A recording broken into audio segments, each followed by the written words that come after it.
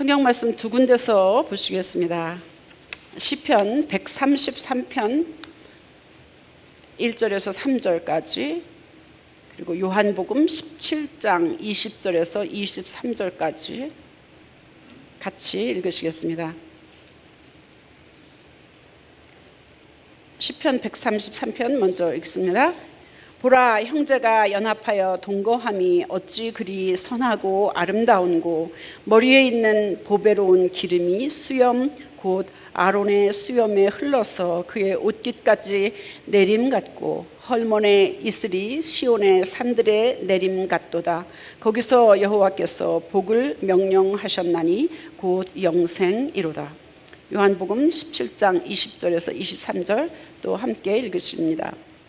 나는 이 사람들을 위해서만 비는 것이 아니고 이 사람들의 말을 듣고 나를 믿는 사람들을 위해서도 빕니다.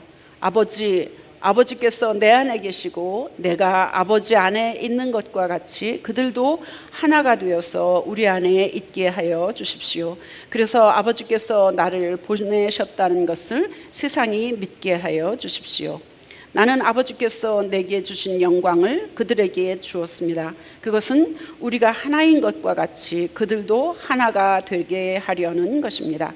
내가 그들 안에 있고 아버지께서 내 안에 계신 것은 그들이 완전히 하나가 되게 하려는 것입니다.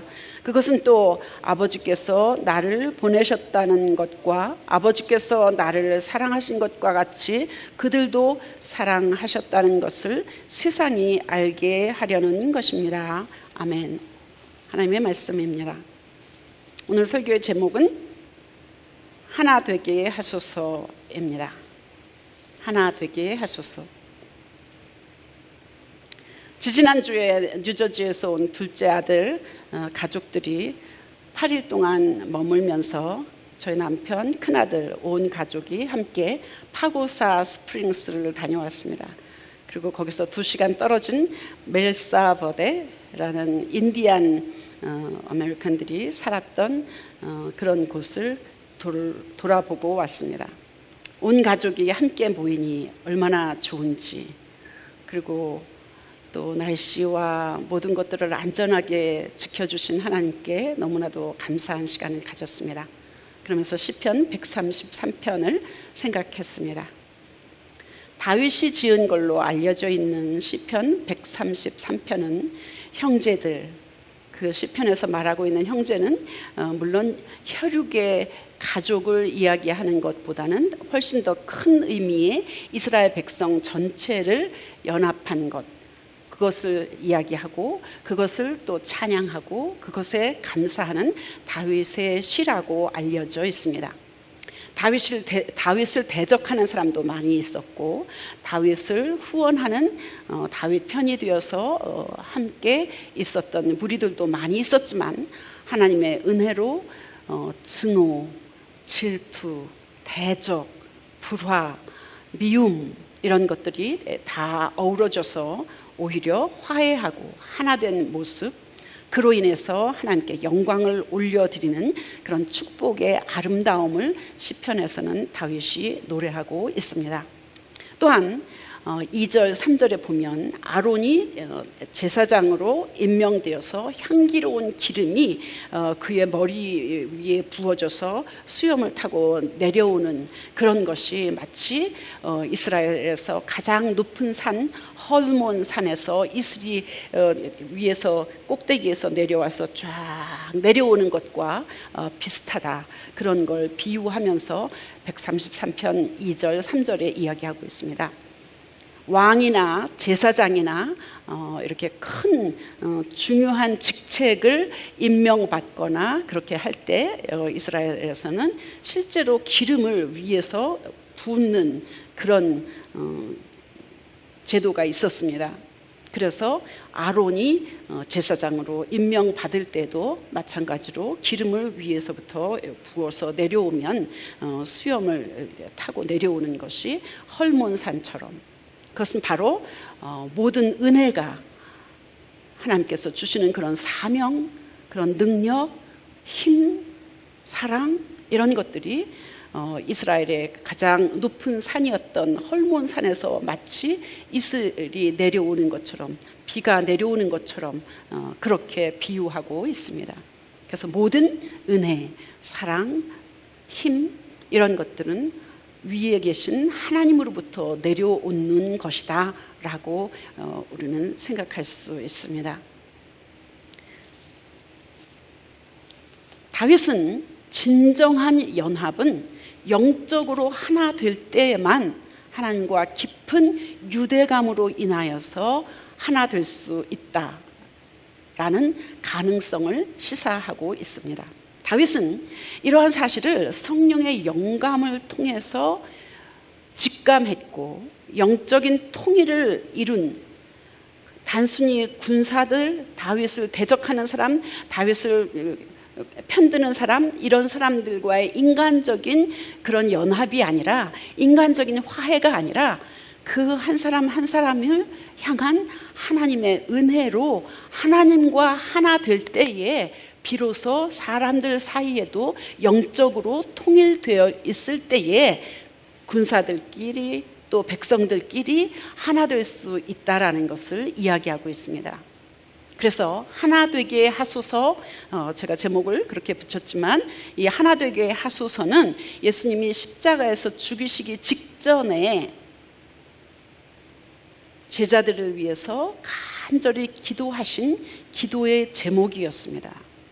우리에게 영생을 주시기 위하여서, 십자가에 죽으시기 위하여서 이 땅에 오신 예수님인 그 인류의 하나님의 가장 큰 위대한 목표를 이루시기 위하여서 십자가에 죽으시기 바로 직전에 가장 중요한 시기에 하나 되게 하소서, 연합하게 하소서라고 기도하셨다는 것은 하나 되는 게 그만큼 중요한 것이고 그만큼 어렵다는 거 아니겠습니까? 두 사람도 하나 되기가 얼마나 어렵습니까? 그래서 부부, 남편과 아내가 두 사람밖에 안 되는데 끊임없이 가장 많이 싸우는 것이 부부싸움 아니겠습니까? 아니, 두 사람만 힘든 것이 아니라 한 사람, 내 안에서도 하나 되는 것은 쉽지 않습니다. 그래서 우리는 자주 갈등합니다. 하다못해 짬뽕을 먹을까, 짜장면을 먹을까, 비빔냉면을 먹을까, 물냉면을 먹을까, 이런 것 가지고도 우리는 쉽게 결정을 하지 못할 때가 많이 있습니다. 내 마음은 언제나 둘. 그래서 로마서 7장에서 바울은 그렇게 이야기합니다. 오호라 나는 곤고한 자로다. 누가 나를 사망의 법에서 구해내리요. 내 안에는 하나님의 뜻을 행하고자 하는 선한 의지, 그 반대로 악한 영으로 인하여서 그것을 반대하는 두 가지 법이 끊임없이 내 안에서 싸우고 있다. 이것을 이 곤고한 나의 상태에서 건져주실 분은 오히려 하나님 그분뿐이다 라고 고백하고 있습니다. 최근에 우리는 고린도 교회의 가장 큰 문제가 파벌 싸움, 분파, 분쟁, 질투, 대적 이런 것임을 살펴보았습니다. 맨 처음 인류에 들어온 죄도 사실은 분열 때문이었습니다. 뱀을 통해서 역사했던 사단이 하나님과 아담 사이의 그 관계를 망가뜨려 버렸습니다. 분리시켰습니다. 사단은 언제든지 관계를 깨뜨립니다. 이유 여하를 막론하고 사람 사이에 있었던, 환경 사이에 있었던, 대화 가운데 있었던 어떤 일들이든지 간에 사단은 관계를 망가뜨리는 것이 사단의 역할입니다. 마귀는 부부가, 가족이, 성도와 목사가 가까운 사람들끼리 연합해서 알콩달콩 좋게 지내는 것을 결코 좋아하지 않습니다. 그 꼴을 못 보는 겁니다. 어떻게 해서든지 분리시키고 어떻게 해서든지 하나 되지 못하게 이간질하고 감정을 자극하고 옛날 일을 들춰내고 부정적인 시각으로 상대방을 보게 하는 것입니다. 그것이 분리입니다. 첫째는 하나님과의 관계를 멀게 해 하는 일입니다. 예배를 못 드리게 합니다. 교회의 부정적인 시각을 집어넣습니다. 오해하게 합니다. 옛날에 안 좋은 기억으로 현재의 상황을 바라보게 하는 등 여러 가지 일들을 통하여서 사단은 관계를 망가뜨립니다. 관계를 분리시키는 것입니다. 이럴 때 우리는 어떻게 그럴 수가 있어. 섭섭해.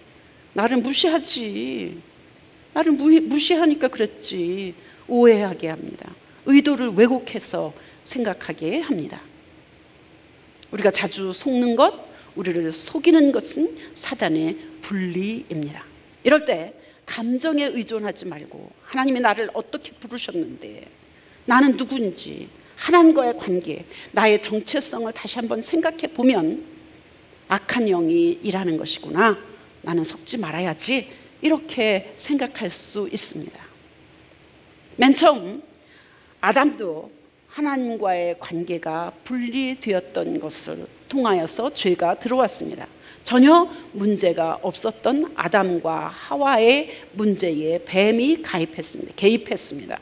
뱀의 이간질로 인하여서 죄가 들어왔고 하나님 앞에 나서기가 꺼렸습니다. 부끄러웠습니다. 수치스러웠습니다. 편하지 않았습니다. 죄는 분리입니다. 관계를 망가뜨리는 것입니다.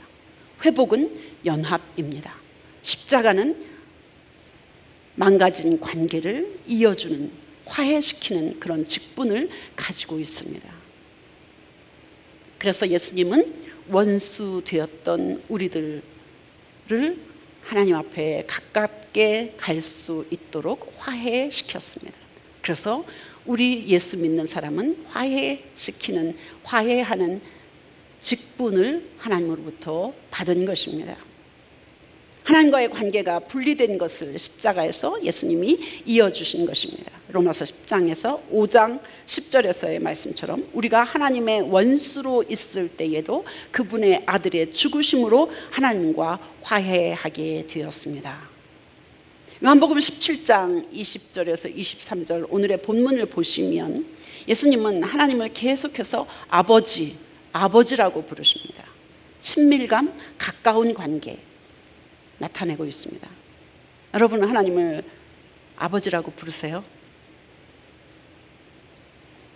하나님을 아버지로 부를 수 있기를 축복합니다. 요한복음 17장 앞부분에서 예수님은 자신의 사역을 통해서 아버지께서 영광을 받으실 것을 이야기하고 있습니다. 두 번째로 가장 긴 부분 17장 9절에서 19절까지 우리 본문 바로 앞에 나와 있는 부분에서는 제자들을 위해서 기도하고 있습니다. 제자들이 세상 권력자들의 핍박, 배척 당할 때에, 고통 당할 때에 하나님 지켜주세요. 아버지 지켜주세요. 보호해 주세요. 이렇게 기도하고 있습니다. 오늘 본문이 마지막 세 번째 부분인데 예수님은 제자들뿐 아니라 제자들을 통하여서 앞으로 예수 믿게 될 하나님의 자녀들을 위해서 미리 기도하고 계십니다. 이렇게 연합하는 것은 하나님과 예수님이 이미 연합하셔서 우리처럼 그들도 예수 믿는 제자들, 또 제자들을 통하여서 앞으로 예수 믿을 그들도 우리처럼 하나 되게 해주세요. 이렇게 기도하고 있습니다. 이 부분이 바로 오늘날 예수님의 몸된 교회를 위한 예수님의 기도입니다. 예수님이 부활 승천하신 뒤에 재림하실 때까지 예수님의 사역을 맡아서 해야 할 사람이 누구입니까? 바로 성도 여러분과 저, 그리고 교회입니다. 교회이고 바로 예수 믿는 하나님의 자녀이고 예수님의 제자들이 예수님이 부활 승천하시면서 남기고 가신 지상 대명령을 수행해서 그 미션, 그 사명을 감당하는 것이 바로 여러분과 저의 몫입니다. 교회가 교회로서의 사명을 제대로 감당하기 위해서는 우선 하나 되어야 되는 사실입니다. 하나가 되어야지 우리가 능력을 발휘할 수 있고 갈라지고 찢어지고 분리되고 서로 대적하고 그렇게 할 때에는 결코 교회가 교회로서의 기능을 할 수 없습니다. 그렇다면 어떻게 해야지 우리는 하나가 될 수 있을까요? 말씀으로 하나 되어야만 합니다. 복음이 기초되어 있을 때만 교회는 하나가 됩니다. 그런데 왜 많은 교회들이 분열합니까? 가장 큰 이유는 그들이 하나님의 말씀이 아니라 자기의 소견, 자기의 감정, 자기의 의견, 자기의 생각을 내세우기 때문입니다. 사사시대처럼 자기 소견이 하나님의 말씀보다 더 앞서기 때문입니다. 복음으로 하나 되기 위해서 성도들은 먼저 하나 되는 모임에 참여하는 것이 중요합니다. 예수님이 부활 후 처음 제자들에게 나타나셨을 때에 토마스는 그 자리에 없었습니다. 그래서 다른 제자들이 우리는 부활하신 예수님을 만났어, 우리가 그분을 배웠어, 이렇게 얘기를 하니까 토마스가 뭐라고 얘기했냐면, 도마라고 하죠. 도마. 예. 그는 내가 그의 손에 있는 못자국을 보고 내 손가락을 그 못자국에 넣어보고 내 손을 그 옆구리에 넣어보지 않고는 나는 믿을 수가 없어, 이렇게 얘기했습니다. 일주일 뒤에 제자들이 다시 집에 모였을 때 도마가 그들과 함께 있었습니다. 예수님께서 도마에게 네 손가락을 여기에 대봐라, 네 손을 뻗어서 내 옆구리에 넣어보라, 의심하지 말고 믿어라, 보지 않고 믿는 것이 더 복되도다, 그런 말씀을 하셨습니다. 그렇습니다. 그 자리에 없으면 예수님을 보고 확실히 나는 보았다고 이야기하는 제자들의 말을 도마가 믿지 않은 것처럼 모임에 함께 있을 때에 그 자리에 없으면 우리는 그렇게 되기가 얼마나 쉬운지 알 수 없습니다. 그래서 우리는 최선을 다해서 함께 모일 때 하나 될 수 있습니다. 그래야지 마음이 하나로 통일될 수 있습니다. 이렇게 하나님의 말씀 아래 같이 모여서 꾸준히 예배를 드리는 것이 기본입니다. 같은 말씀을 듣고 한 목표를 가지고 기도할 때 우리는 힘 있는 강력한 교회로 성장할 수 있습니다. 또한 교제하는 것이 참으로 중요합니다. 물론 때로는 침묵하며 때를 기다리는 것이 필요하기도 하지만 오해했다면, 의도를 왜곡했다면 같은 생각을 가지기 위해서 우리는 소통하고 대화하고 또 교제하는 것이 중요합니다. 마음이 상했거나 불편할 때 열린 마음으로 대화해서 즉시 털어버리고 용서할 수 있는 훈련이 필요합니다.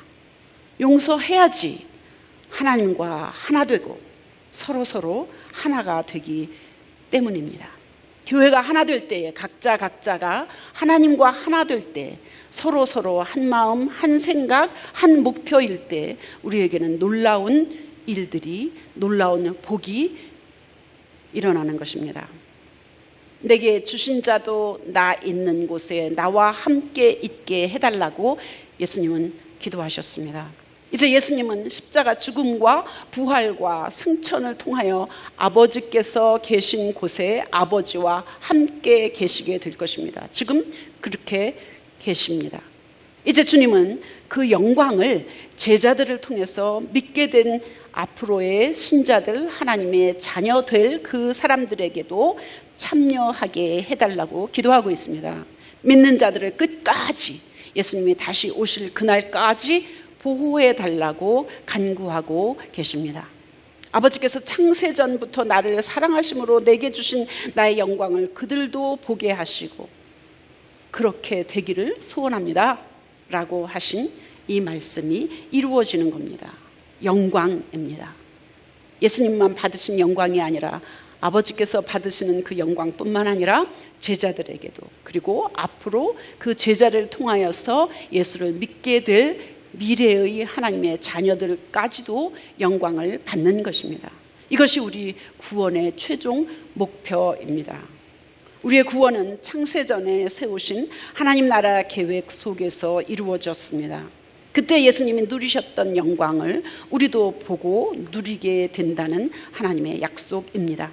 그 영광을 보고 누리기 위해서 우리는 예수님이 부활 승천하시기 전에 제자들에게 남겨주신 지상 대명령, 가서 모든 족속으로 예수 믿게 하고 제자를 삼아야 한다.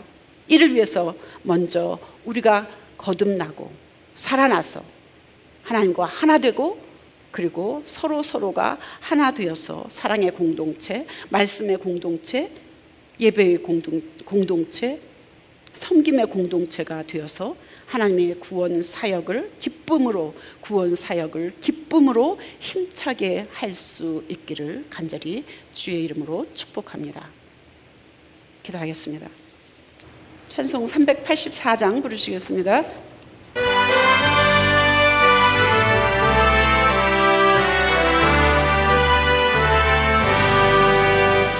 나이가 길 다가도록 예수 인도하시니 내 주 안에 있는 등을 어찌 의심하리요.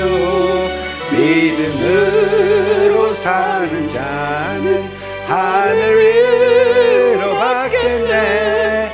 무슨 일을 만나든지 만사형통하리라.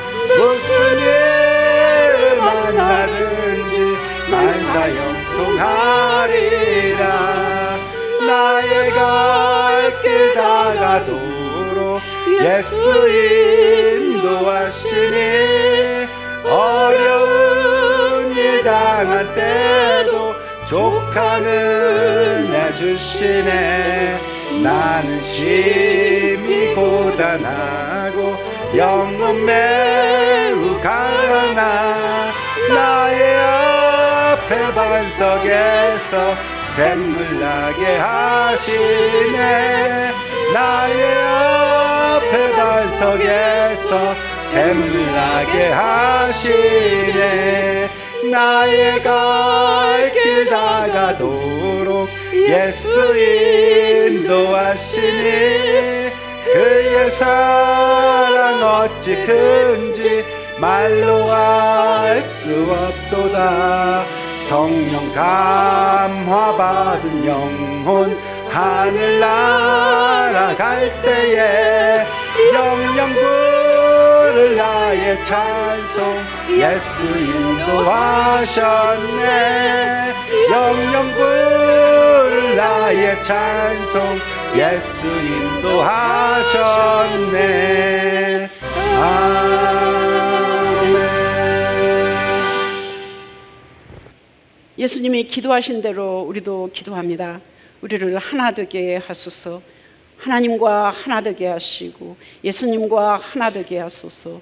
성령의 감동으로 우리를 하나 되게 하옵소서. 이제는 우리 주 예수 그리스도의 은혜와 하나님 아버지의 극진하신 사랑하심과 우리를 하나 되게 끊임없이 도와주시고 인도하시고 감동해 주시는 성령님의 감동이 우리 모두에게 지금부터 영원토록 함께 하시기를 간절히 축원하옵나이다. 아멘.